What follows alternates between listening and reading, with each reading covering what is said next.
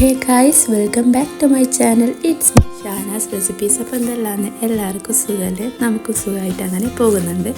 അപ്പോൾ ഇന്നത്തെ റെസിപ്പി എന്താണെന്ന് വെച്ചാൽ ഈത്തപ്പഴ കേക്കിൻ്റെ റെസിപ്പിയാണ്. അപ്പം ഭയങ്കര ടേസ്റ്റാണ്. നമുക്ക് പ്ലം കേക്കിനൊക്കെ പകരം തയ്യാറാക്കാൻ പറ്റിയൊരു നല്ലൊരു റെസിപ്പിയും കൂടിയാണ് ഇത്. നമുക്ക് എങ്ങനെയാണെന്ന് നോക്കാം. ആദ്യം തന്നെ ഞാനൊരു 1/2 ഗ്ലാസ് പഞ്ചസാര ഇപ്പോൾ ഇവിടെ എടുക്കുന്നുണ്ട്. അത് നമുക്കൊന്ന് മെൽറ്റ് ആവാൻ വേണ്ടി വെക്കണം, കാരമലൈസ് ചെയ്യാൻ വേണ്ടിയിട്ടാണ്. അപ്പോൾ ഒന്ന് ജസ്റ്റ് ഒന്ന് പരത്തി കൊടുത്തിട്ട് ലോ ഫ്ലെയിമിലിട്ടിട്ടൊന്ന് മെൽറ്റ് ആവാൻ വെക്കാം. അപ്പോൾ അങ്ങനെ ഇളക്കി കൊടുക്കേണ്ട കാര്യമില്ല, നല്ലോണം ഒന്ന് മെൽറ്റ് ആകുന്നവരെ കാത്തു വെക്കാം. അപ്പോൾ ഈ ഒരു പരുവമാകുമ്പോൾ ജസ്റ്റ് ഒന്ന് ഇളക്കി കൊടുക്കാം. നല്ലോണം കളർ ചേഞ്ച് ആവാൻ വേണ്ടി കാത്തു വെക്കേണ്ട. ഡാർക്ക് കളറായി വരുമ്പോഴത്തേക്കും നമുക്ക് കയ്പ്പ് അനുഭവപ്പെടും. അപ്പോൾ ഷുഗറൊക്കെ ഒന്ന് നല്ലോണം മെൽറ്റ് ചെയ്തിട്ട് ആ ഒരു കളറൊക്കെ ഒരു ലൈറ്റ് കളറായി വരുമ്പോഴത്തേക്കും നമുക്കതിലേക്ക് ഒരു 1/2 ഗ്ലാസ് പാല് ഒഴിക്കാം. അപ്പോൾ പാൽ ഒഴിക്കുമ്പം തന്നെ നല്ലോണം ഒന്ന് ഇളക്കി കൊടുക്കാം. ഇങ്ങനെ കട്ട കെട്ടിയ പോലെയൊക്കെ തോന്നും, അത് സാരമില്ല, നമ്മളതൊന്ന് മെൽറ്റ് ചെയ്യുന്നവരെ ഇളക്കി കൊടുത്താൽ മതി. അപ്പോൾ അത് മൊത്തത്തിനൊന്ന് മെൽറ്റ് ചെയ്യുന്നവരെ നമുക്ക് ഇളക്കി നല്ലോണം ഒന്ന് ഇളക്കി മിക്സാക്കാം. അപ്പോൾ ഇങ്ങനെ കാരമലൈസ് ചെയ്തിട്ട് ഈത്തപ്പഴ കേക്ക് ഉണ്ടാക്കുന്നത് കേക്കിന് കുറച്ചും കൂടി കളറ് കിട്ടാൻ വേണ്ടിയിട്ടാണ്. അല്ലെങ്കിൽ നമുക്ക് ചൂടുള്ള പാലിൽ ഈത്തപ്പഴം സോക്ക് ചെയ്യാൻ വെച്ചിട്ട് അരച്ചെടുത്തിട്ട് അത് ചേർത്താലും മതി. ഇങ്ങനെയാകുമ്പോൾ കുറച്ചും കൂടി കളറും ടേസ്റ്റും കിട്ടും.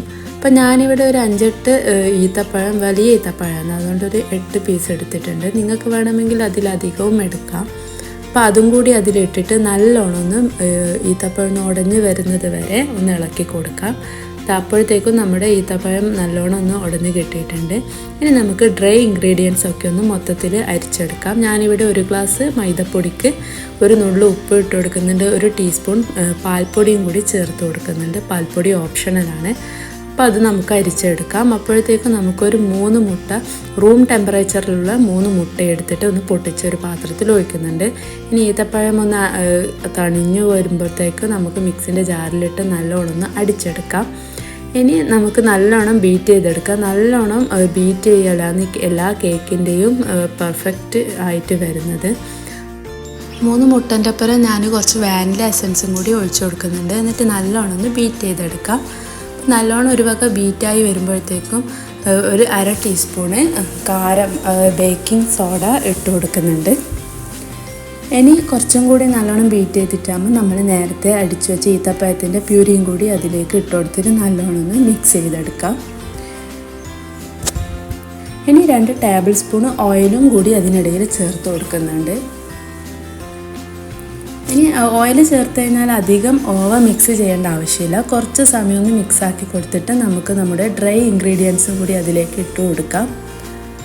അപ്പോൾ ഡ്രൈ ഇൻഗ്രീഡിയൻസ് ഇട്ട് കൊടുത്താൽ ഒന്ന് ബീറ്ററിൻ്റെ ഒന്ന് സ്പീഡിലാക്കിയിട്ട് വേണം അതൊന്ന് കറക്കി കൊടുക്കാൻ. നല്ലോണം ബീറ്റ് ചെയ്യരുത്.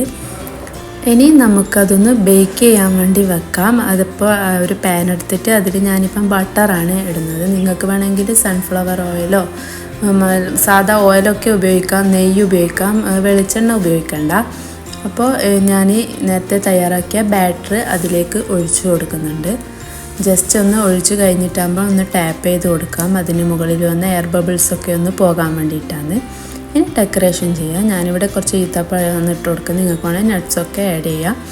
ഇനി ഇതുപോലൊരു പഴയ പ്ലേറ്റിലോ അല്ലെങ്കിൽ പഴയ ഒരു പാനോ അടിയിൽ വെച്ചിട്ട് അതിന് മുകളിലായിട്ട് ഈ പാത്രം വെച്ച് കൊടുത്താൽ അടി അധികം പിടിക്കില്ല. ഒരു 20 മിനിറ്റ് ആകുമ്പം തന്നെ ഒന്ന് എടുത്ത് നോക്കാം. ഞാനിവിടെ കുത്തി നോക്കുമ്പം വെന്ത് കിട്ടിയിട്ടുണ്ട്.